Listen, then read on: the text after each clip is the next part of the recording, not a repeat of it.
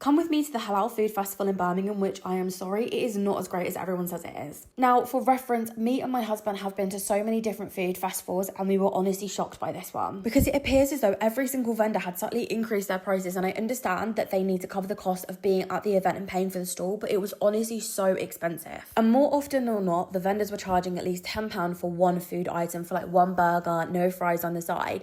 And if you think about it, you get one food item from 5 different stores, that's already 50 quid. And don't get me wrong, some of the food that they were serving was absolutely amazing. Like, for example, there was this Korean corn dog stand and their food was delicious, and I have tried so hard to find their stands ever since. Like, if anyone recognizes them from this video, please tag them below because we really want to go there again. Their food was great. But what sucks the most is we'd already paid to enter this event. We booked our tickets way in advance. We were really excited for this because we are massive foodies, and we had planned to try as many different vendors as we possibly could at this event. And honestly, we didn't even scratch the surface, because after you go to a few, you order some food items, you get a couple of drinks, that's already £50-60 gone. Not only that, weirdly enough, some of the vendors were actually selling full entire meals, which would mean that you'd go there, you'd eat their food, and then unless you was with a huge party that was sharing, you wouldn't actually have any room to go and eat from anywhere else. And don't get me wrong, we absolutely love supporting businesses in our community, not just Muslim owned ones, but smaller businesses. We love being there to support them. We even found this amazing Islamic children's bookstore and got a few books for my daughter, which she absolutely loves to read at bedtime. But it just really sucked that we were so looking forward to going and trying all of these different food places, and actually we couldn't even afford to try half of them.